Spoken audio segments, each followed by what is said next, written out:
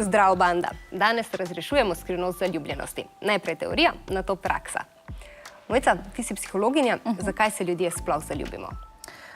Zato, ker nam je nekdo všeč in ker temu, da nam je nekdo všeč, pripopamo še razne svoje ideale. Torej si želimo, da bi nekdo bil takšen, kot si mi želimo, da je. Nam je pa všeč, če je nekdo všečen po videzu, po notranjosti, če je cool, smo mi z njim in smo tudi mi cool.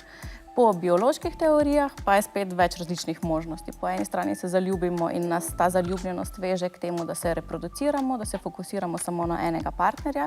Po drugi strani zaljubljenost traja nekje do 2 leti, kar pomeni, da bo partner z nami, ko bomo imeli dojenčka, vsaj 2 leti, pri čemer je zaljubljenost neko lepilo, da nam tudi partner pomaga skrbeti za otroka, ker vemo, da človeški mladič je dokaj nebogljen, ko se rodi in rabi širše skrbstvo. Torej za ohranitev vrste. Za ohranitev vrste. Kaj pa se sploh zgodi v našem telesu, ko smo zaljubljeni? Mi rečemo, da čutimo metuljčke v trebuhu, ampak kaj se pravzaprav dogaja? Spremeni se ravnovesje hormonov, hkrati se zenice razširijo, potimo se pogosteje, zardevamo pogosteje. Inhibicije, to je naš način, ki nas zadržuje, da ne bi naredili nekaj, kar bi kasneje obžalovali, se sprostijo, kar je pa podobno stanju alkoholiziranosti. Tako da, ko smo zaljubljeni, pa če še spijemo zraven, je to, vemo, da se ne bomo toliko zadrževali, kot bi se sicer, kar je pa lahko in pozitivno in negativno. Torej, pijani od ljubezni ni iztrte zvito? Ne, nikakor. Nam je pisala naša gledalka, ki ima eno težavo in sicer všeč je fant, ki ga pozna in ji občasno pomaga. Ima pa malo težav, zato ker ne ve, če ona fantu všeč, pri tem pa jo še njena prijateljica neprestano spravlja v zadrego, ker ko ga srečata, vedno ta prijateljica kriči njegovo ime. In zdaj punco zanima, kako naj ona zve, če je fantu všeč.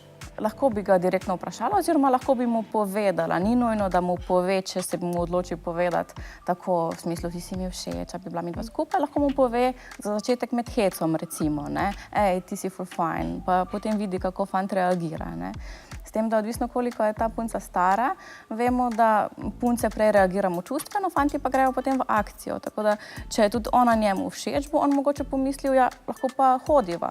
To, kar pa pomeni v osnovni srednji šoli, da se držimo za roke, da se poljubljamo na hodnikih, pa mogoče njej niti to ne bi bilo toliko všeč. Tako da naj premisli, kaj je tisto, kar si v resnici želi. Tudi če se izjalovi, sej ta leta so za to, da delamo napake in da iščemo sebe, da sledimo sebi. Samo to bi še rekla, da prijateljica pa verjetno je na nek način zavistna in bi si tudi ona želela tega, ali občutkov zaljubljenosti, ali tega, da se druži z nekim fantom, podobno kot se druži prijateljica. A pa lahko te iskrice zaljubljenosti, ali pa koktejl hormonov v telesu sprožimo tudi v nadzorovanih razmerah, recimo laboratorijsko? Ja, po moje lahko.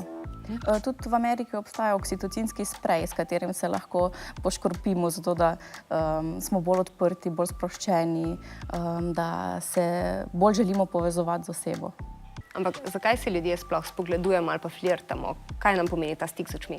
Zato, da sporočimo, da nam je nekdo všeč, simpatičen in da smo odprti zato, da dobimo te signale nazaj ali pa tudi ne, da ne napademo osebe kar tako, brez da je sploh pripravljena. Torej, da skomuniciramo, če smo pripravljeni na en korak. Ja. Najlepša hvala, Mojca, za ta pogovor. Ni zakaj. Če vam je bilo všeč, itak da vam je bilo, potem lajkite, pa šerajte, ker če deliš, dobiš.